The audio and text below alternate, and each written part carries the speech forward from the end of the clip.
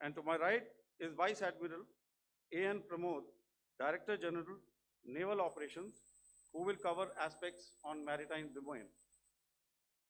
Following their briefings, we will move on to the question answer session. I now request the DGMO to commence the opening brief. Thank you, Sandeep.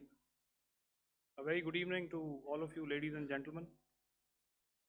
You are all by now familiar with the brutality and the dastardly manner in which 26 innocent lives were prematurely terminated at Pahalgam on the 22nd of April.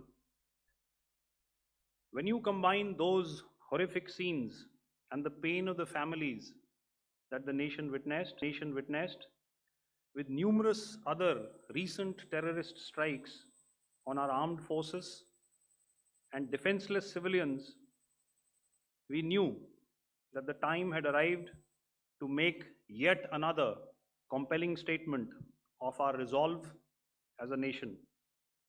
Operation Sindoor was conceptualized with a clear military aim to punish the perpetrators and planners of terror and to destroy their terror infrastructure.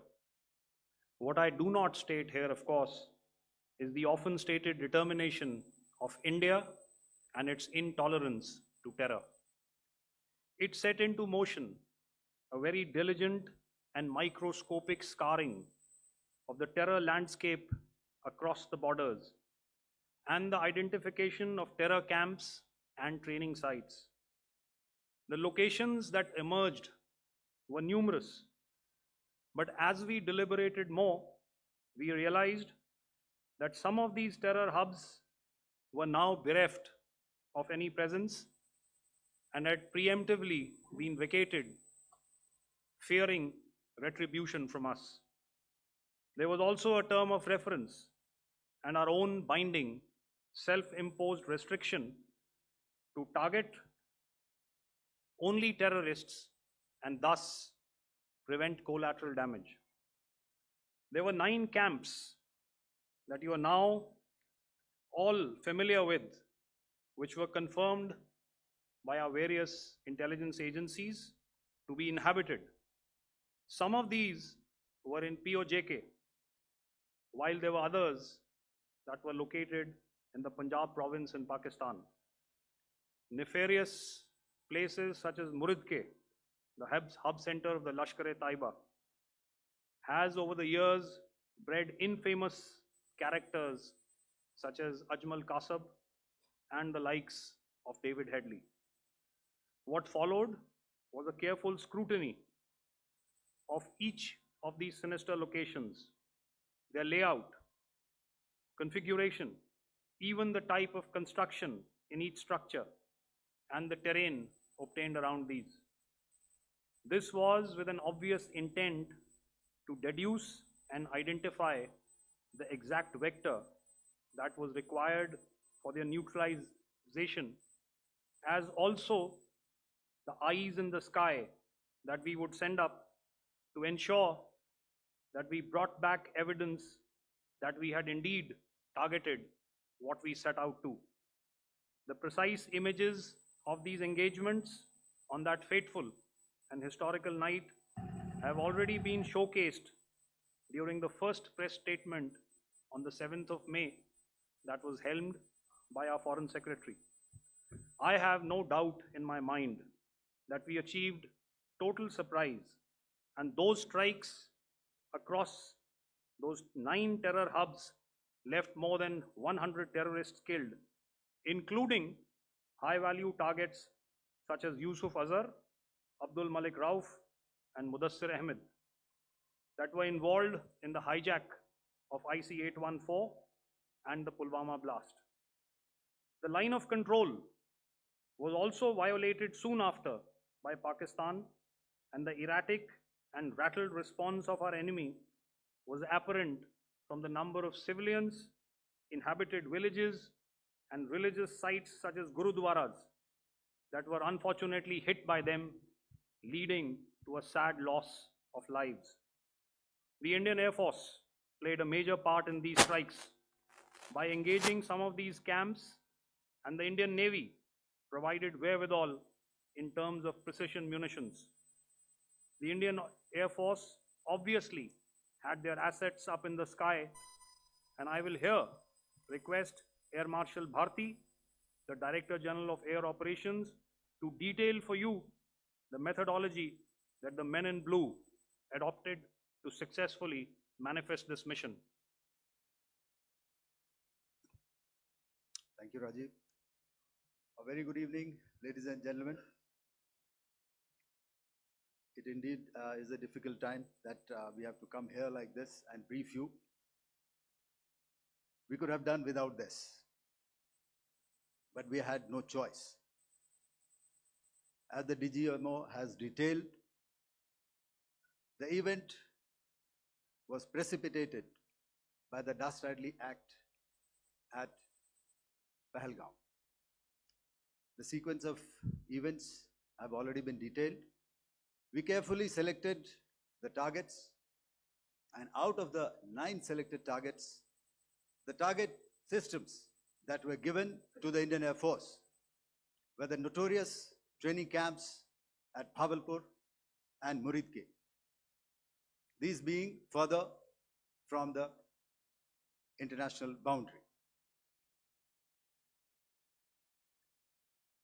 Through critical target system analysis, we analyzed what was to be done to annihilate these targets and plan to engage these targets with precision air-to-surface guided munitions so as to avoid collateral damage. The modalities of planning process I will not go through at this instant.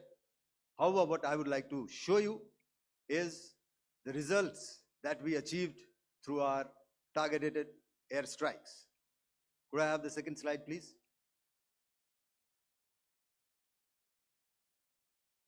Yeah, change, please.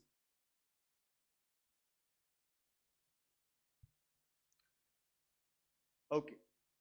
This is what the terror infra at Muridke looks like. If you see, north is as indicated, and to the right is east, where the international boundary lies. Could we have the next slide, please?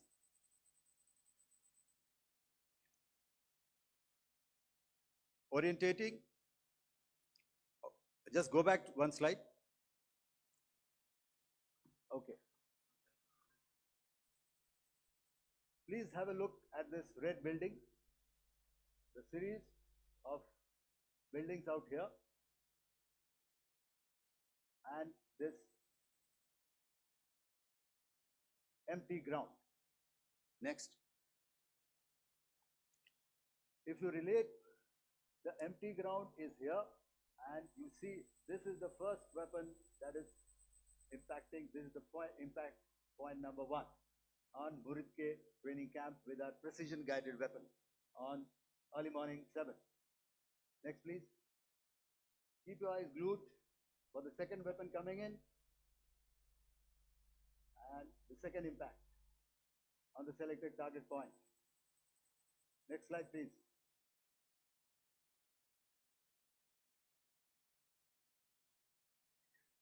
Third weapon, third impact. Continue. And fourth weapon, fourth impact. So through these targeted and precision targeting, we addressed the target at Muridke, which was the training infrastructure. Can you hear me? All right. Okay, I'll come closer to the mic. Now we go to the next target, which is the Bhavalpur training camp. Next slide, please. Okay, just wait. So the effect, if you see, the impact point, if I can point out, this is the impact point. The ammunition has gone through the roof and it has created a blast inside, the photographs of which you would have all of you would have seen. And the red building, after that, there was this double-story building. It has been completely decimated by our precision targeting. Next, please. The target system, which was in the north, a series of buildings. I'll show you how it looked. Next. Completely destroyed by our precision targeting. Next. Now coming to Bhavalpur, this is the target complex that we are dealing with, a fairly large target complex. So we had to carefully choose the points that we needed to address, which were high value and which would meet our stated objectives of eliminating the terrorists. I would like to draw your attention to this red canopy, and in relation to that, I would cover the targets.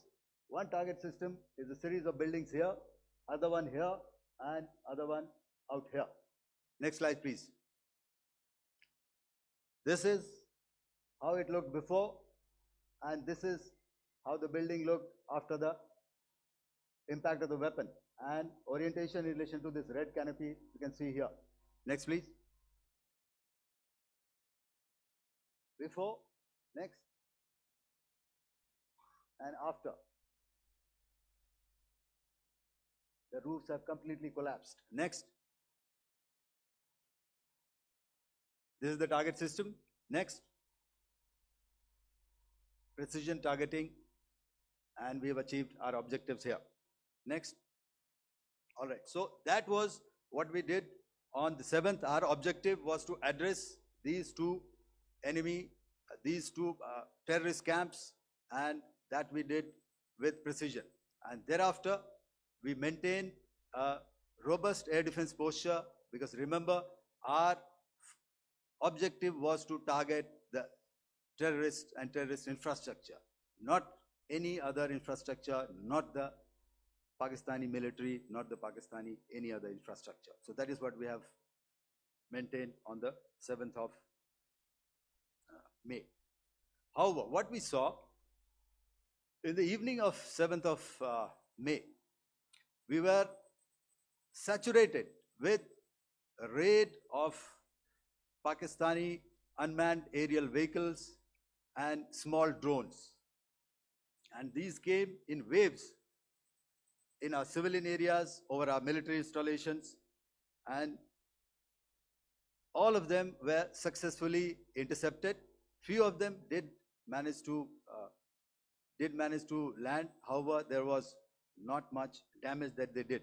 And we have our robust counter-US hard kill and soft kill systems which did the job. However, the difference here was that we had targeted the terrorists. The adversary now has targeted our civilians and the military infrastructure. So it had to be responded to. So in a quick and calibrated response, that very night, we struck their radar installations at Lahore and close to Gujranwala, the LYT installation, to indicate to him that we are ready, yet we do not want to escalate. Our fight was with the terrorists and not with the Pakistani military establishment. Thank you.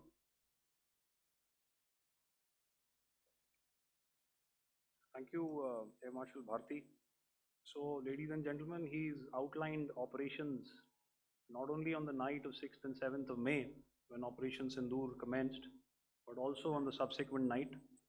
Being well aware and familiar with the congenital and impulsive nature of our adversary, and even though we did attempt to reach out and communicate our compulsions to strike at the heart of terror to my counterpart in the immediate wake of Operation Sindoor, the request was brusquely turned down, with an intimation that a severe response was inevitable and in the offing. We were, of course, prepared.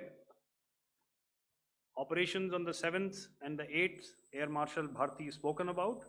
On the night of 8th and 9th of May, they flew drones and aircrafts into our airspace all across the borders and made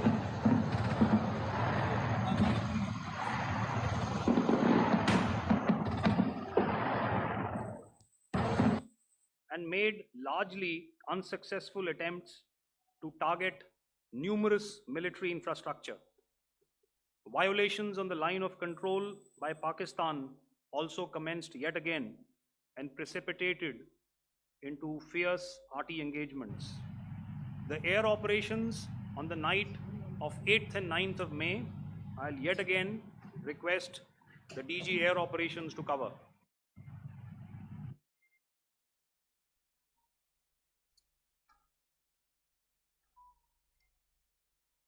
So I just covered what happened on the night of 7th and 8th.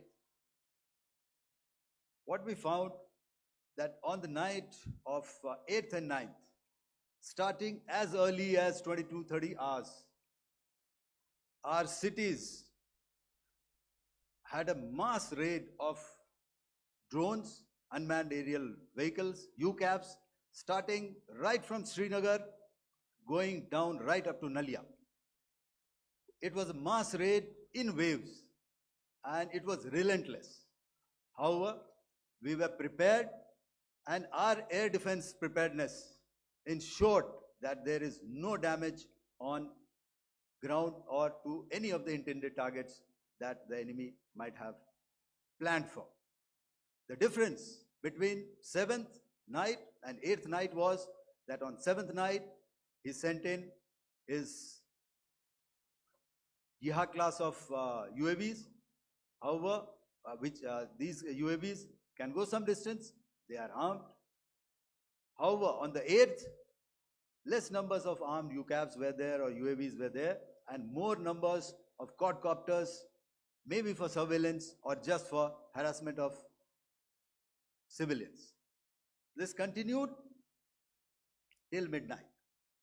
Our air defense preparedness ensured that there was no damage on the ground, either to the military installations or to the civilians. However, the enemy had yet again shown that he wanted to up the ante and he wanted a fight, and we were up to the task. In a measured and calibrated response, we once again targeted his military installations, which included his SAM sites at Malirkant. This also included his surveillance radar sites at Lahore and close to Gujranwala. These were suitably addressed, and thereafter his drone attacks continued even till morning, which we countered, and during the daytime there was some respite.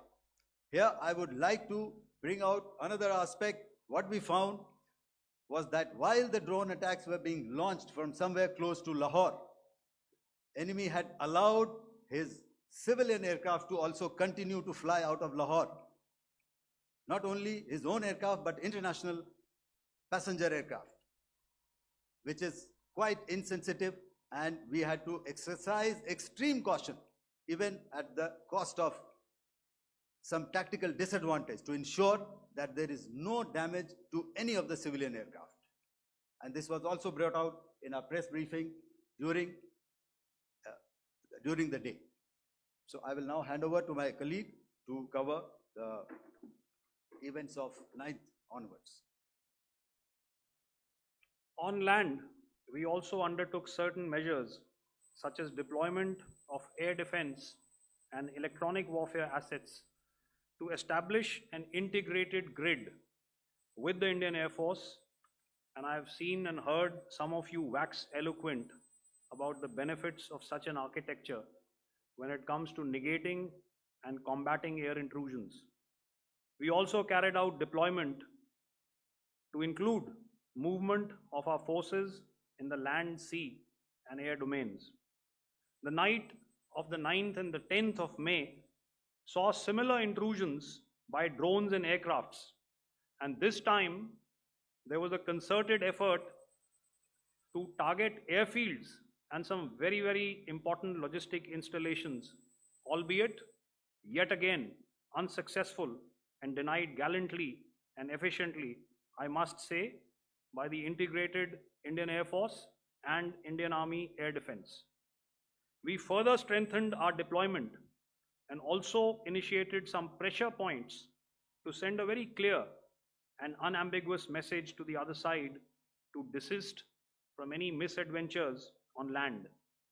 Some of the airfields and dumps saw repeated attacks in waves from the air. All were thwarted. The Pakistan Army has reported to have lost approximately 35 to 40 personnel in artillery and small arms firing on the line of control between the 7th and the 10th of May. What the other side had probably also not reckoned with was the speedy and precise turnaround and hit back by the Indian Air Force.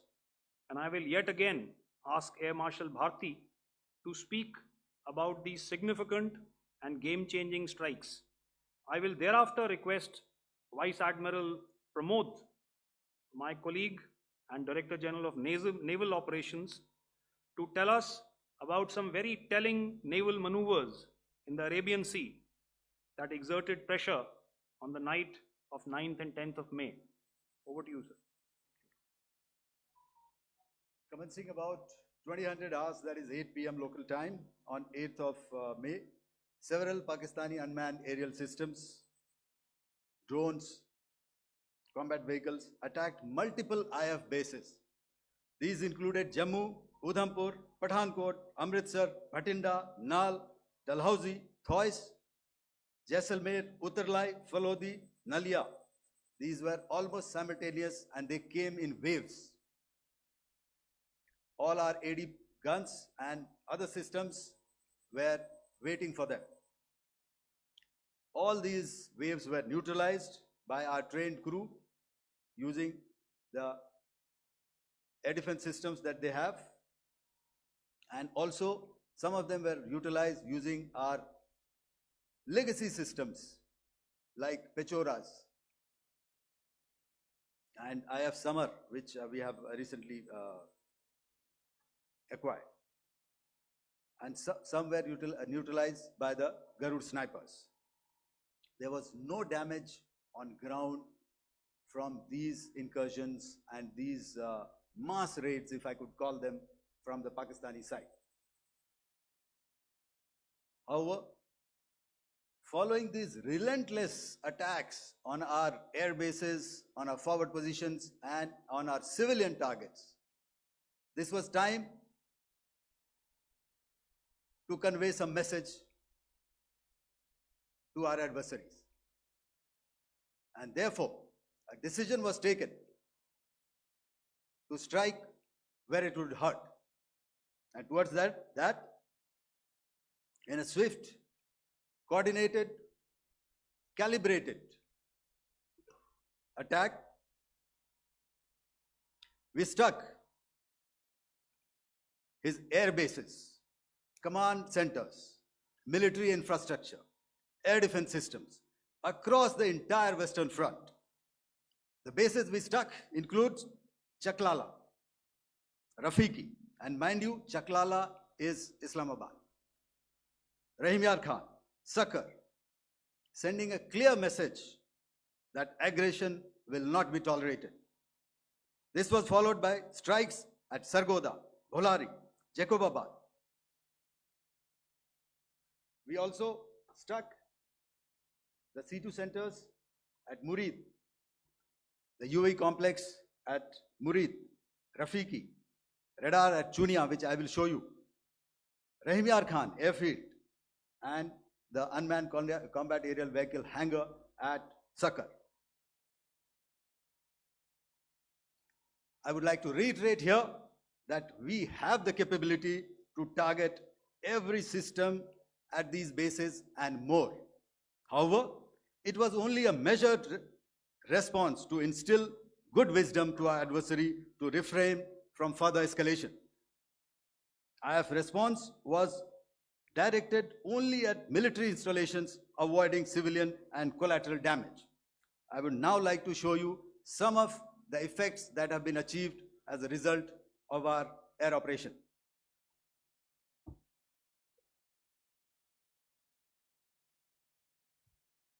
Here is the Pasroor air defense system. If you could see, zoomed up view. This is the radar mounted on a high tower. And after the strike,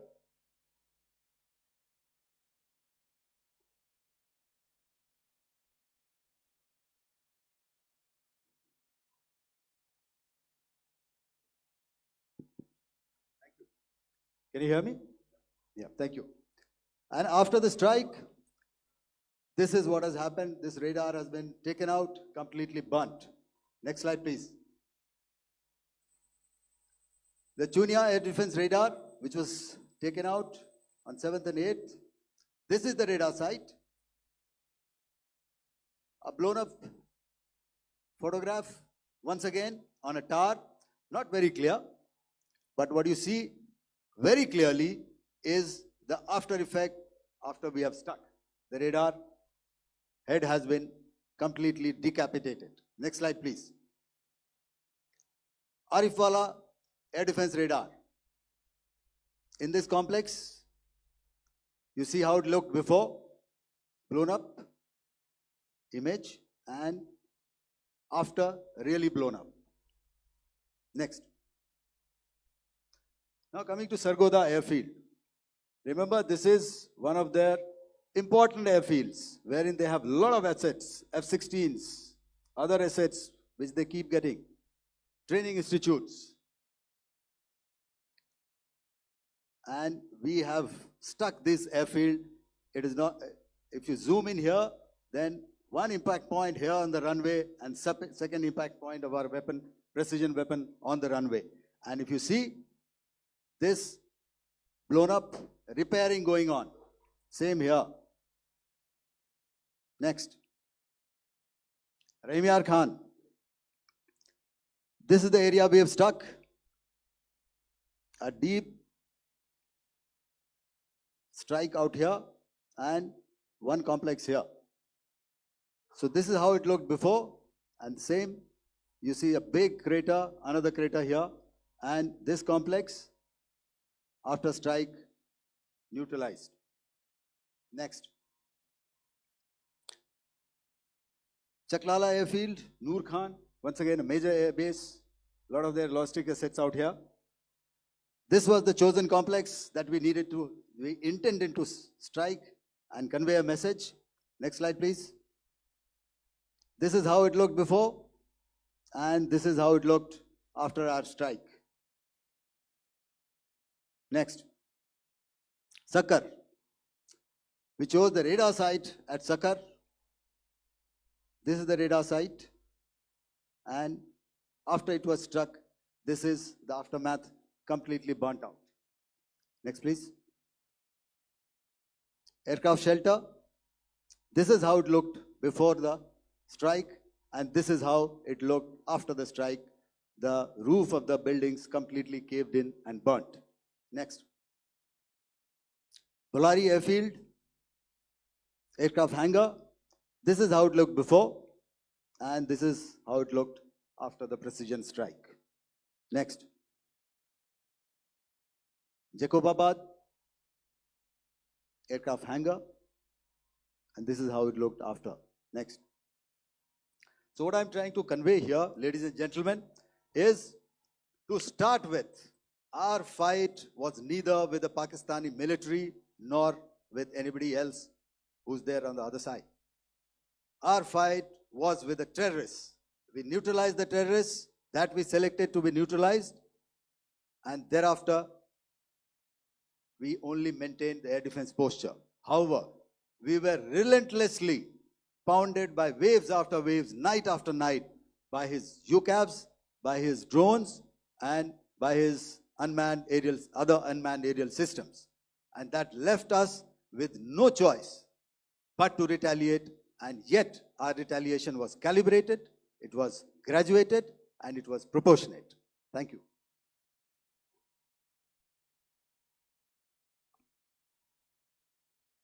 Good evening, ladies and gentlemen. In the aftermath of the cowardly attacks on innocent tourists at Pahalgam in Jammu and Kashmir by Pakistani-sponsored terrorists on 22nd April, the Indian Navy's Carrier Battle Group, surface forces, submarines, and aviation assets were immediately deployed at sea with full combat readiness in concert with the Joint Operation Plan of the Indian Defence Forces. You may be aware that we tested and refined tactics and procedures at sea during multiple weapon firings in the Arabian Sea within 96 hours of the terrorist attack. The aim was to revalidate our crew, armament, equipment, and platform readiness to deliver various ordnance on selected targets precisely.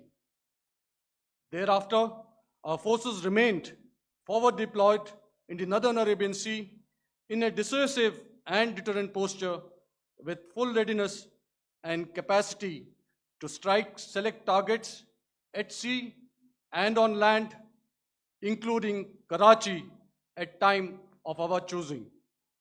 The forward deployment of the Indian Navy compelled Pakistani naval and air units to be in a defensive posture, mostly inside harbors or very close to the coast, which we monitored continuously. The Indian Navy maintained seamless maritime domain awareness throughout the duration and was entirely aware of the location and movement of Pakistani units. In effect, we had and continue to have good battle space transparency using our maritime domain awareness grid. As you are aware, our response has been measured, proportionate, non-escalatory, and responsible from day one. Accordingly, the calibrated approach considered all options, including the ability of the Indian Navy for offensive action from and at sea. As part of this escalation control mechanism, the application of force by the Navy was planned in a synchronized manner in coordination with the Army and Air Force, the highlight being teams from the three services working closely in an integrated manner. Along with the kinetic actions by the Indian Army and Indian Air Force, the overwhelming operational edge of Indian Navy at sea contributed towards Pakistan's urgent request for a ceasefire yesterday. As we speak, Indian Navy remains deployed at sea in a credible deterrent posture to respond decisively to any inimical action by Pakistan or Pakistan-based terrorists. Thank you. Samno Varna, Jai Hind. Now I'll hand over to Director General Military Operations for further proceedings. Ladies and gentlemen, on the 10th of May, in the morning, even as we were getting into a huddle to wargame the events of the previous night, a routine exercise, I received a message on hotline from my counterpart in Pakistan seeking my willingness to communicate. Since our initial aim was to strike at terror camps, and all our actions in the subsequent days were in response to the intrusions and violations by the Pakistan Air Force and its army, it was decided that I would indeed speak with my counterpart. You are already aware, I've seen it being covered on national television, that my communication with the Pak DGMO was conducted at 15:35 hours yesterday and resulted in cessation of cross-border firing and air intrusions by either side with effect from 1700 hours 10th of May, after he proposed that we cease hostilities. We also decided to further speak on the 12th of May, that's tomorrow, at 1200 hours, to discuss the modalities that would enable the longevity of this understanding. However, disappointingly, and must I add, expectedly, It took only a couple of hours for the Pakistan Army to violate these arrangements by cross-border and across the line of control firing, followed by drone intrusions across the expanse of the Western Front through last night and in the early hours of the morning today. These violations were responded to robustly and dealt with as they must be. We have earlier today sent another hotline message to my counterpart highlighting these violations of the understanding between the DGMOs on the 10th of May and our firm and clear intent to respond to these fiercely and punitively, if repeated tonight, subsequently, or later. In this regard, I must inform all of you that the Chief of Army Staff has earlier today conducted a security review and has granted full authority to our Army commanders for counter actions in the kinetic domain in case of any violation by Pakistan. In the end, I pay my solemn homage to my 5 fallen colleagues and brothers from the armed forces and civilians who have tragically lost their lives in Operation Sindoor. Our hearts go out to the bereaved families, and we express our solidarity to them in this lifetime and beyond, at this grave juncture in their lives. Their sacrifices shall always be remembered and spoken of in glowing terms by a grateful nation. We have thus far, ladies and gentlemen, exercised, and my colleague Pramod highlighted this, immense restraint, and our actions have been focused, measured, and non-escalatory. However, any threat to the sovereignty, territorial integrity, and safety of our citizens will be met with decisive force. Jai Hind. Okay, ladies and gentlemen, we are now open for questions. All right, now since I would not know all of you, I would expect you to please raise the placard or your hand, and once I indicate, I expect you to please give out your name and the media group that you belong to. Keep your questions short so that we can take as many questions as possible. Also, ladies and gentlemen, kindly bear in mind that confidential aspects may not be answered by the 3 DGMOs. Right. I've got a lot of hands here. Let me start from the left. Left foot always in front when we start marching. So here we have to the left, okay, yeah, 238.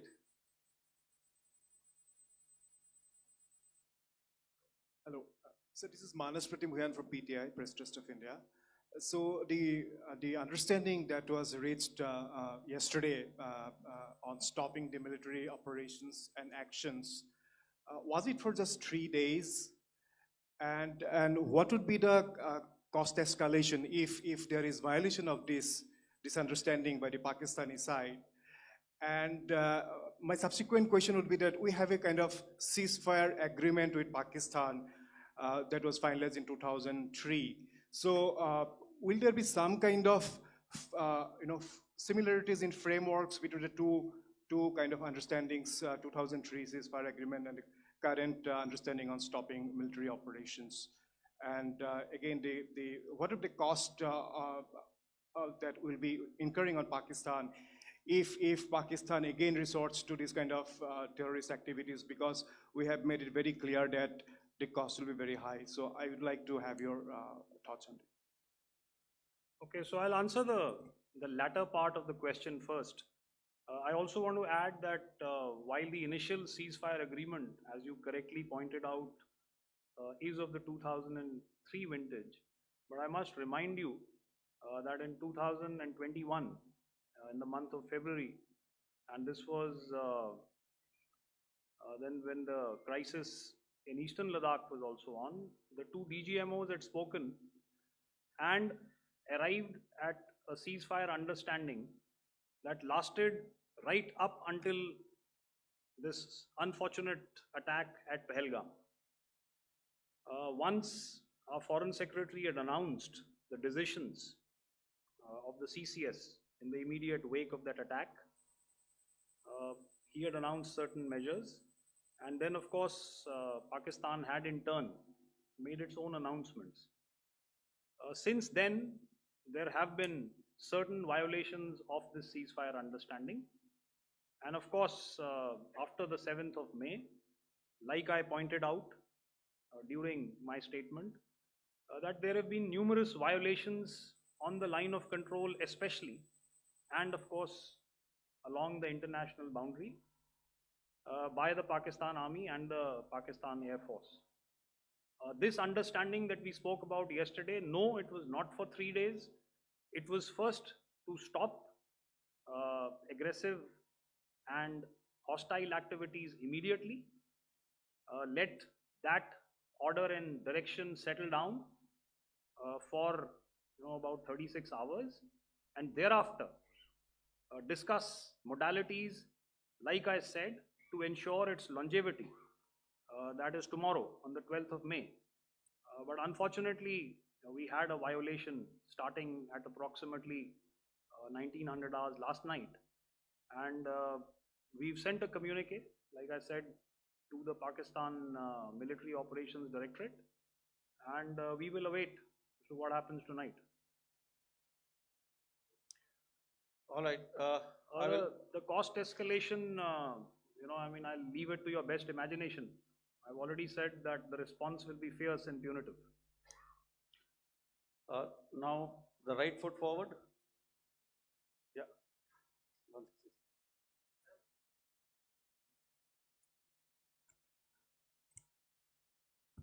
Sir, I am Ajit Dubey from ANI, sir. Sir, my question is that you talked about the loss of lives to the Pakistan army, that was around 35 to 40 kills secured by the Indian army. Sir, can you tell us what would be the total loss of life to the Pakistan army in both army and air force attacks, sir? And how good was the performance of the BrahMos, Scalp and the S-400 during the operations?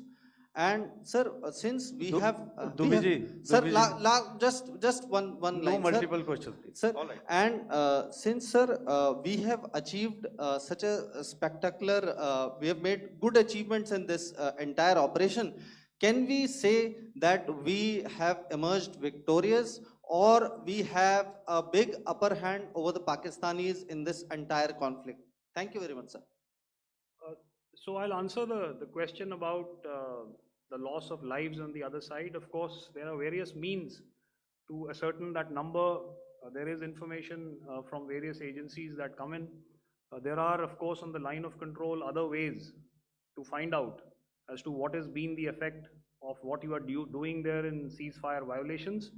So therefore, I mentioned 35 to 40 on the line of control, and please remember that once Operation Sindoor was launched, the responses of the Pakistan Army were also on Indian Army or the Indian Armed Forces infrastructure.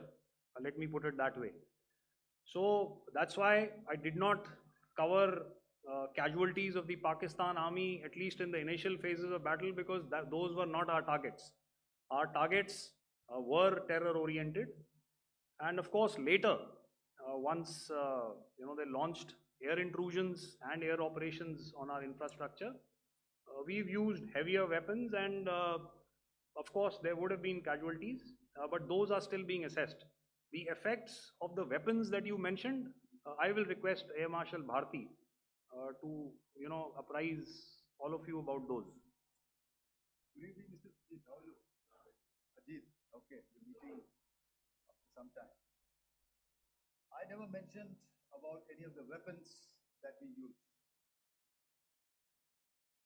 check. Okay. What I was saying, that I never mentioned of any of the weapons, the caliber that we used. All right, so we leave it at that. Those are matters of operational details which I would not like to go into. But suffice to say that whatever methods and whatever means we have chosen, it had the desired effects on the enemy targets. How many casualties? How many injuries? Well, to start with, our aim was not to inflict casualties, but in case there have been, it is for them to count. Our job is to hit the target, not to count the body bags.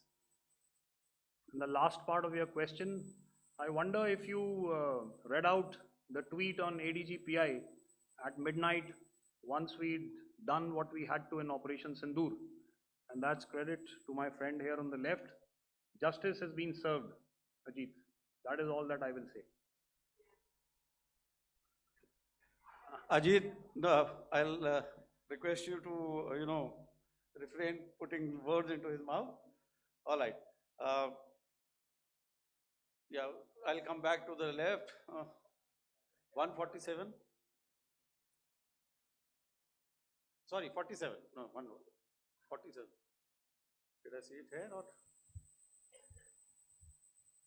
Yeah. Good I evening, saw it there. gentlemen. Sorry, 147. I saw it there. Sorry. Yeah. Since I've already said 147. Start, please. Hi, sir. Good evening. This is Shivam Patel from Reuters News Agency. Thank you for giving me the opportunity. My question, sir, is how many military targets did Indian Armed Forces strike in Pakistan in response to the attacks from Pakistan? How were these targets selected? And how many troop casualties have been there in total on both sides, if you give details? Thank you. I'm sorry, where are you? I haven't Yeah, spotted his. he's to the Yeah. right. Can you just repeat that for me, please? Sure, sir. So my name is Shivam Patel. I'm from Reuters News Agency. My question is, how many military targets in total did the Indian Armed Forces strike in Pakistan in response to the attack from Pakistan? How were these targets selected? And how many troop casualties have been there on both sides, if you can? So you're speaking of the targets that I mentioned in the wake of the attack at Pahalgam, right? Yeah, I think it's amply clear to everybody here that the Pakistan army has not crossed the international boundary, neither in the plain sector nor on the line of control. So the intrusions have been in the air. There have been certain attempts on the line of control when ceasefire violations have been on to try and infiltrate and carry out and perpetrate activities that we are all very well familiar with. Whether these are by terrorists or by the Pakistan army or its special forces and commandos is difficult to say, but each of these have been effectively thwarted.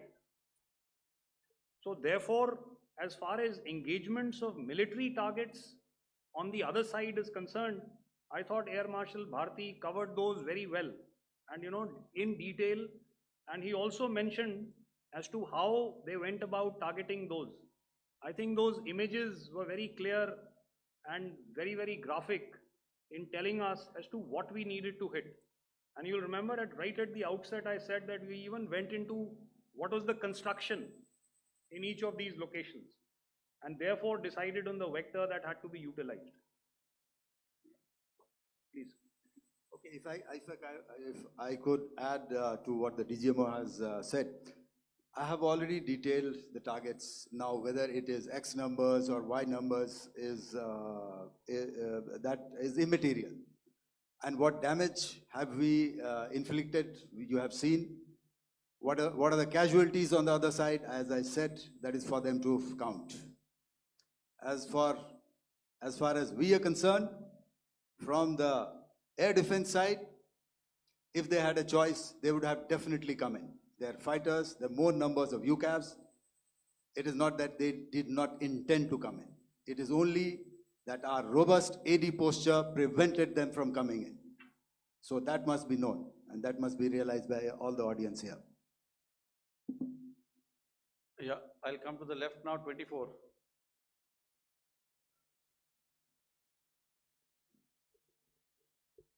Good evening, sir. This is Anvesh Rath from Z. Sir, I wanted to know on the first briefing, which was done by FS and two representatives from Air Force and Army, you showed a list where there was 21 places in that list. You have stuck 9. Are more operations going to be held? Is Operation Sindoor still on? And the second question, thank you, sir. Thank you so much. And also, I want to congratulate all three of you for a fantastic operation that you guys have done. Thank you so much. Thank you so much for that one question. Yeah. Sir, the question. Unfortunately, Rath, is that your name? I'm sorry. You know, as far as operational details are concerned, I am not in a position to share those right now. But I think I'll take a cue from Pramod. You know, he said towards the end that the Indian Navy is still in a posture that is deterrent. And I have already made it very clear towards the end of what I said that it's only a couple of hours ago that the Chief of Army Staff has carried out a security review, and he's authorized our Army commanders to deal with violations of any kind from across the borders in a manner that they deem fit. So again, to reiterate, the response will be fierce and it will be punitive.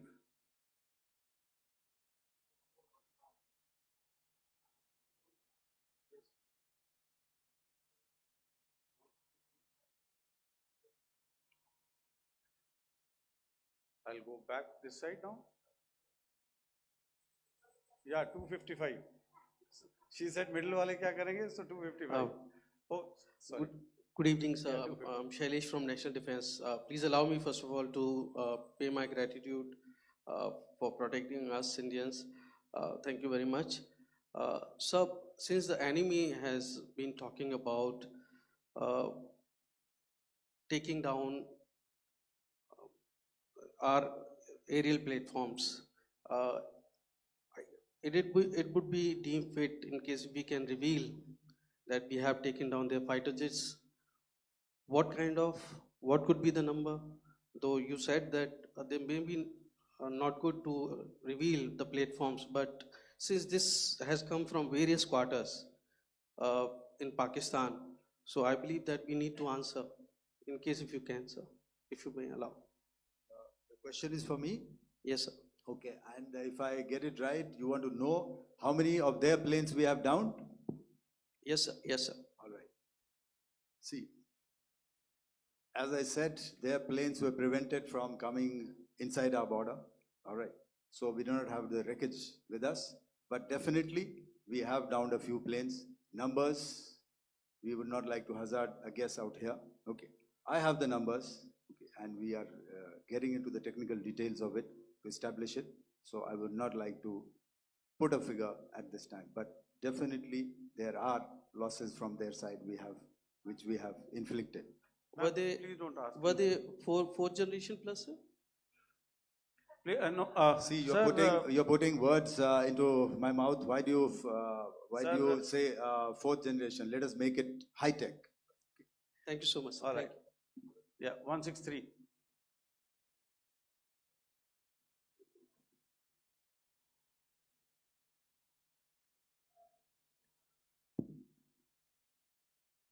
तो मैं मंजीत नेगी हूँ आज तक से। मेरा सवाल ये है कि इस पूरे ऑपरेशन में जो आतंकी ठिकानों को निशाना बनाया गया, क्या नंबर्स कुछ बता सकते हैं कितने आतंकी मारे गए? कुछ नाम सरकार, मतलब कुछ नाम मीडिया में आए भी हैं जो बड़े उसके मास्टरमाइंड थे। और एक सवाल जो आज एयरफोर्स ने भी ट्वीट किया कि ऑपरेशन सिंदूर अभी जारी है और सरकार की तरफ से भी कहा गया।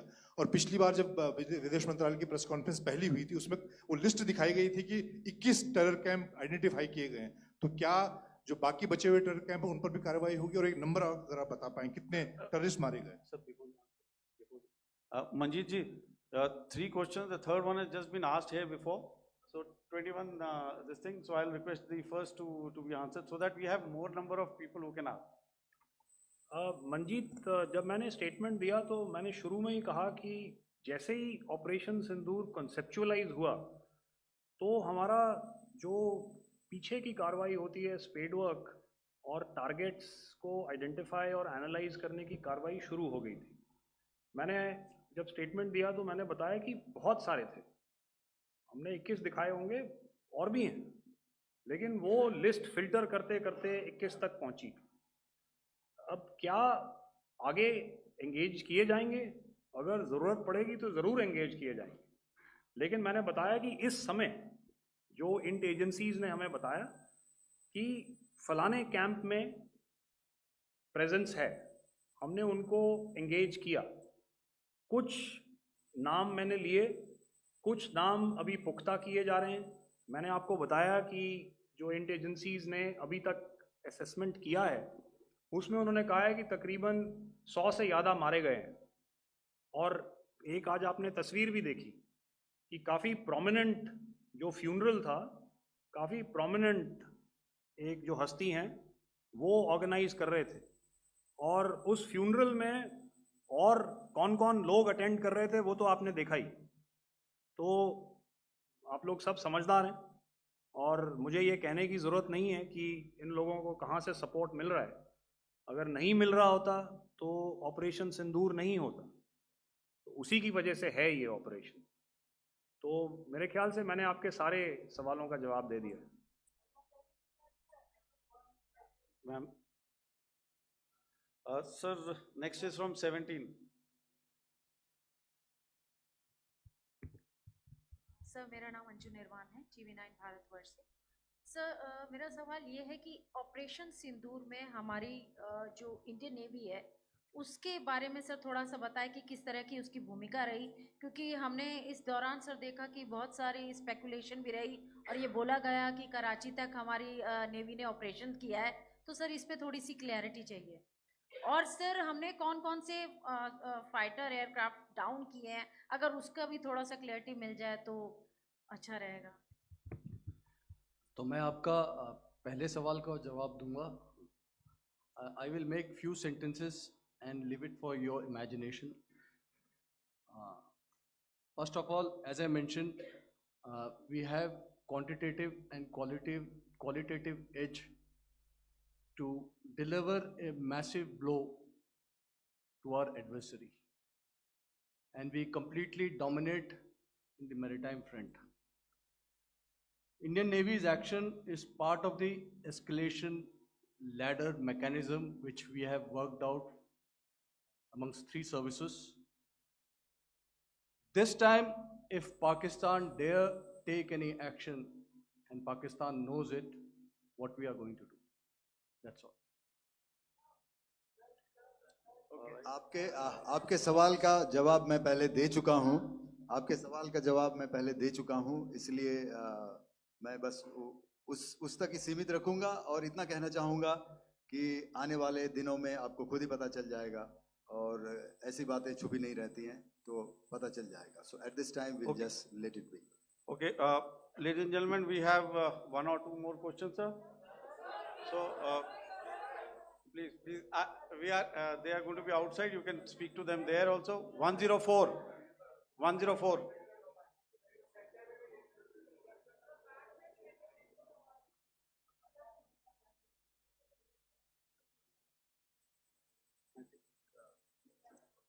Yeah, ask. Sir, Dinaka with the Hindu newspaper. Are you surprised that you got this question? No, sir.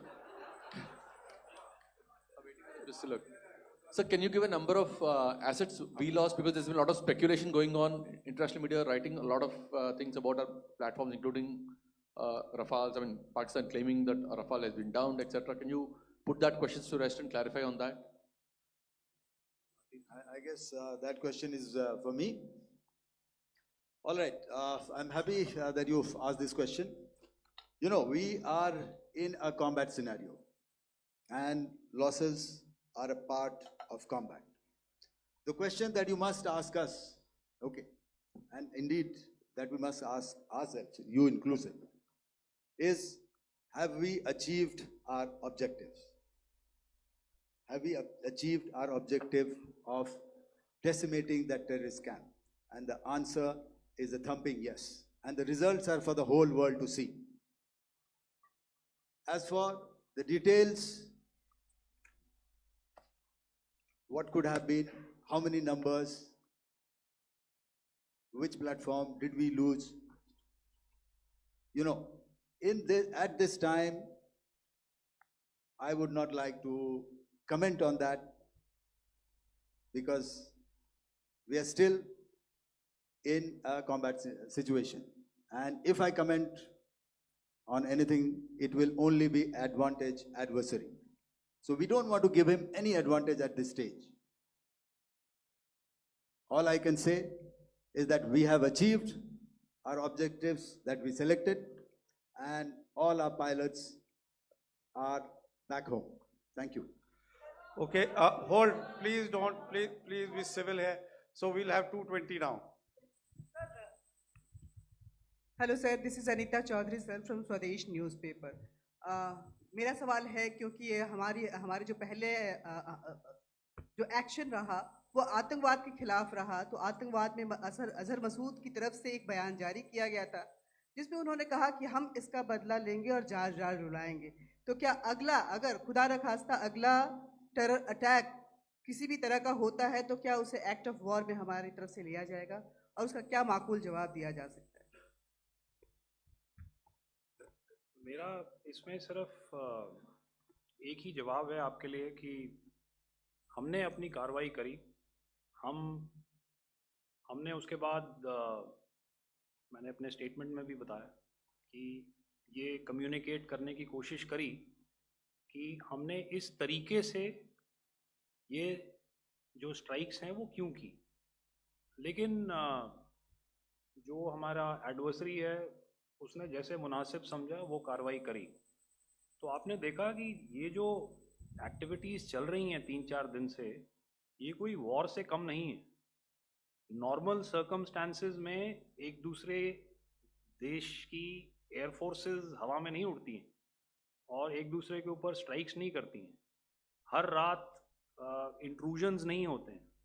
Line of control पर सीज फायर वायोलेशंस, आपके एक साथी ने सवाल पूछा था शुरू में, एक सीज फायर अंडरस्टैंडिंग था, वो भी जा चुका है। उस सीज फायर अंडरस्टैंडिंग के जाते जो फायरिंग हो रही है लाइन ऑफ कंट्रोल में, उसमें घुसपैठ की कोशिश हो रही है।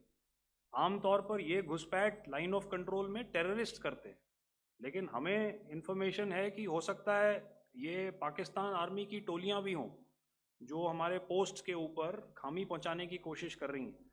तो ये सारी एक्टिविटीज़ तो वॉर में शामिल हैं।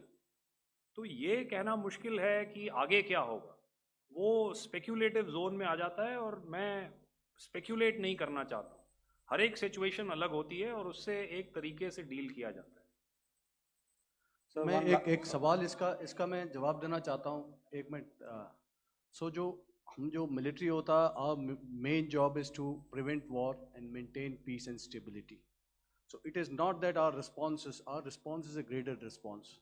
That means अगर किसी ने किया तो उसको graded उसमें किया, जैसे terrorist action हुआ तो what we did is a terrorist action and then we destroyed all the terrorist camps. उसके बाद आपने देखा कि उनने थोड़ा सा कोशिश किया तो हमारे एयरफोर्स और आर्मी ने क्या किया, तो मिलिट्री टारगेट्स हैं उनके ऊपर थोड़ा। So our aim is to maintain peace and tell our adversary that you do this and the response will be bloody. Okay, now as per the, please, we'll have 166 and 25 and after that no more please. Sir, this side.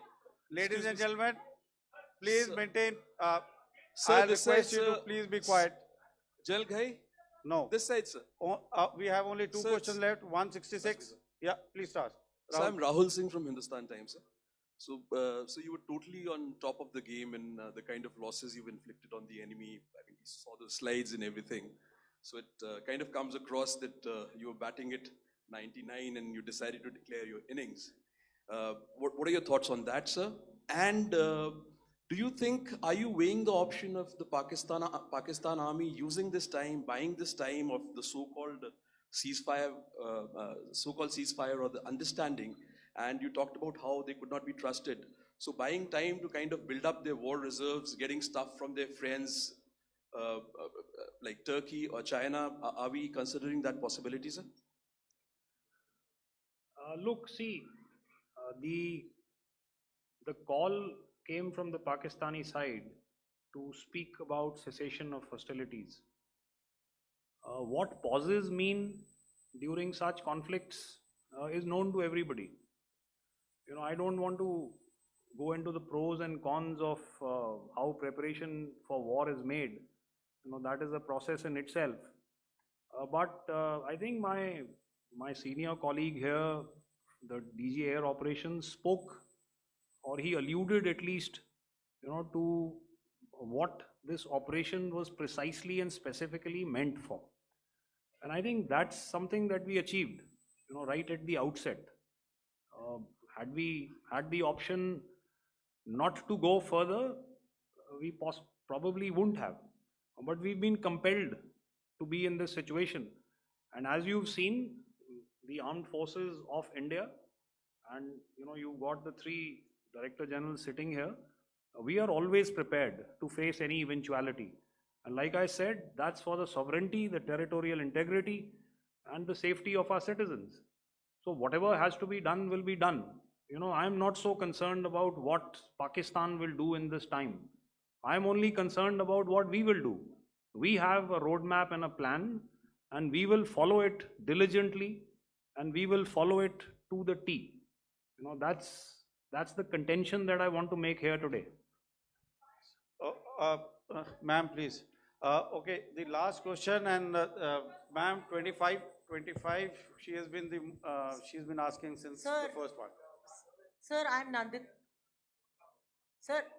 She's not asking a question. Sir, I'm Nandita Dagar, DAGAR from DD News and DD India. Sir, I wanted to ask you that my question is to General Ghai. Sir, you spoke to your counterpart yesterday and the Pakistani counterpart. Sir, what is the Indian Army's assessment that despite that agreement, that talk that you had, despite that agreement coming into effect at 1700 hours yesterday, why did they violate it? And number 2, yesterday at the Joint Defense Ministry and Foreign Ministry briefing, Wing Commander Vyomika Singh and Colonel Sophia Qureshi had told us that we have cited the Pakistani troops amassing at the borders and at the LOC. Sir, has that situation changed? Have they withdrawn? And sir, if in case, despite now there is a lull, of course, but if tonight again, if the enemy again carries out shelling and aerial intrusions through drones, what is going to be our response, sir? Thank you. So without outlining the specifics of that response, I've already made it clear that there will be a response, and it will be fierce and it will be punitive. Why the Pakistan Army chose the option of violating the understanding that was arrived at earlier yesterday, I think that's a question that we best answered by the Pakistan DGMO. I wouldn't be able to, you know, give you that. But, you know, in situations such as these, and if you go back into any conflict, sometimes these understandings take time, you know, to fructify and manifest on ground. But without, you know, getting into the reasons, it is our mandate to be prepared at all times, and that we were.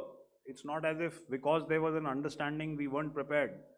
I must tell you that the armed forces were on a very, very high alert, and they continue to be in that state even as we speak.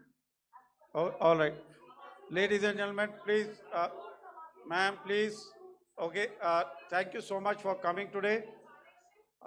Those who have missed asking a question, those who have missed, see, I knew I'll grab this attention from you like this. Those who have missed the opportunity to ask a question can give me a written one. I will definitely get back to you with that. And also, they are you know, they are invited for a cup of tea in my office day after tomorrow. Thank you, ladies and gentlemen, for coming. Thank you. Thank you very much. Jai Hind. Jai Hind.